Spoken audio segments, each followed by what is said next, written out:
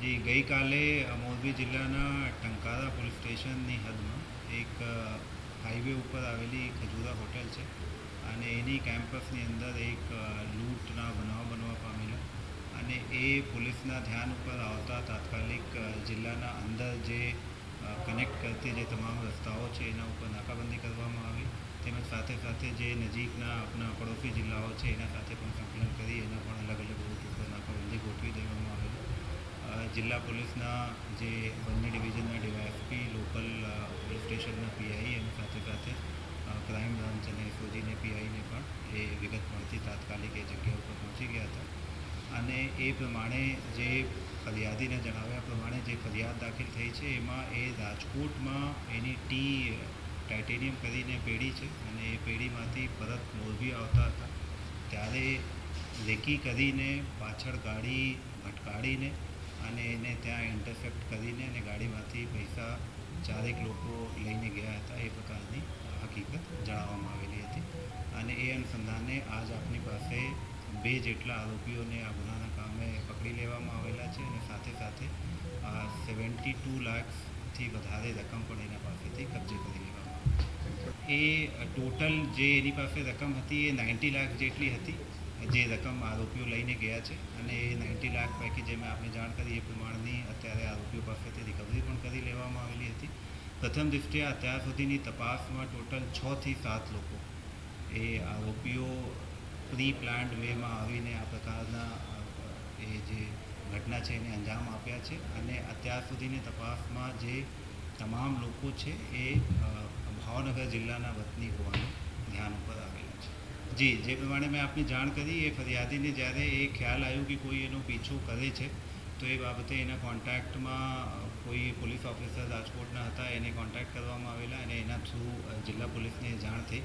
અને એ પ્રમાણે આગળની જે નાકાબંધીની કાર્યવાહી અને તમામ પોલીસ સ્ટેશનની જે ટીમોને એલર્ટ કરવામાં આવેલા એ સૂચના મળ્યા પછી જે પ્રકારની કાર્યવાહી કરી દેવામાં એમાં અત્યાર સુધીની ચૂંકી ઇન્વેસ્ટિગેશન ખૂબ જ પ્રાઇમરી સ્ટેજ ઉપર છે બટ અત્યાર સુધીની તપાસમાં જે વસ્તુ સામે આવી છે જે મેં જાણ પણ કરી કે એ પ્રી પ્લાન્ડ ઘટના હતી એના માટે એને ઇનસાઇડ ઇન્ફોર્મેશન પણ મળી હોય એ બાબતની પણ આપણે તપાસ કરીએ છીએ કેમ કે એના પાછળ એ વ્હીકલ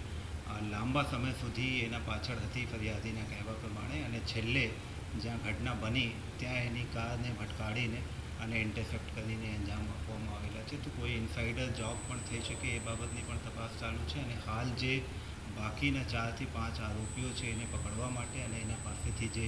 રકમ મેળવીને લઈ ગયા છે એની રિકવરી કરવા માટેના પ્રયાસો હાલ જારી છે. એ આરોપીઓના નામ આપને હું પ્રેસ નોટ મારફતે ઇસ્યુ કરાવી દઈશ અને જે બંને વતની ભાવનગરના છે અને એમાં એક આરોપીના જૂના ભાવનગર જિલ્લામાં 2-3 ગુનાહોની ગુનાહિત ઇતિહાસ પણ છે એ પણ પ્રથમ દૃષ્ટિએ જણાવ્યા છે. હા, જ્યારે આ ઇન્ટરસેપ્શન માટે તમામ ટીમ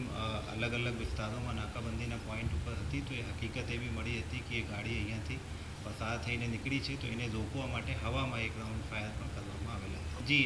જે પ્રમાણે આપને પણ વાત કરી અને મેં શરૂઆતમાં પણ જાણ કરી જ્યારે ફર્સ્ટ ઇન્ફોર્મેશન જે આપને મળી હતી એ એને જ મળી હતી કેમ કે ફરિયાદીએ કોન્ટેક્ટ કર્યા હતા રાજકોટના કોઈ સિનિયર ઓફિસરને અને એના થ્રુ ડીવાયએસપી મોરબી ડિવિઝનને જાણ થઈ હતી અને એના પછી ચૂંકી ટંકારા વાંકાના ડિવિઝનમાં આવે છે તો એ પછી જિલ્લાના જે સમગ્ર ટીમ હતી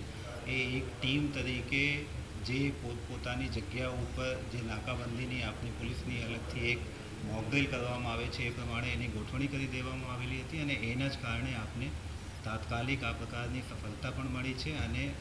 ઘણા જે અમાઉન્ટ છે એ રિકવર પણ કરી શક્યા છે. રૂપિયા છે ક્યાંથી આપવાના હતા અને શેના રૂપિયા બીજા હતા એ બાબતની હાલ અત્યારે વિગત નથી બટ એ તપાસ કરવામાં આવશે. લૂંટનો હેતુ તો પૈસા છે એને જે પ્રમાણે મેં વાત કરી કે એને એવી કોઈ ઇન્ફોર્મેશન ચોક્કસ રીતે મળી હશે કે આ દિવસે આ પ્રકારની મૂવમેન્ટ રાજકોટથી મોરબી થવાના છે અને પૈસાના લાલચમાં જ આ ઘટનાને અંજામ આપવામાં એ થઈ શકે. જે મેં આપને વાત કરી કે આ બાબતની તપાસ પણ આપણે કરીએ છીએ કેમ કે જે પ્રમાણના ઘટના બની છે એમાં એવી શક્યતા પૂરી છે કે ઇનસાઇડર ઇન્ફોર્મેશન ક્યાંક ને ક્યાંક એને મળી હશે કે આ પ્રકારની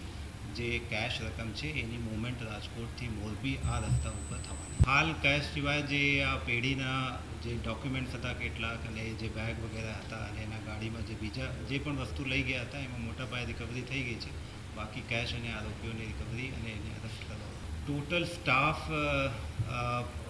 જે ટંકારા પોલીસ સ્ટેશનના ઓલમોસ્ટ કમ્પ્લીટ સ્ટાફ, મોરબી તાલુકા પોલીસ સ્ટેશનના જે આપણે જામનગરથી બોર્ડરિંગ જે રસ્તાઓ લાગે છે એના ઉપર નાકાબંધી માટે સ્ટાફ ગોઠવવામાં આવેલા હતા. બંને સિનિયર ડીવાયએસપી જે છે એ પણ જગ્યા ઉપર હાજર હતા અને સાથે સાથે એલસીબી એસઓજીની સમગ્ર ટીમ પણ એ કામગીરીમાં જોડાઈ હતી.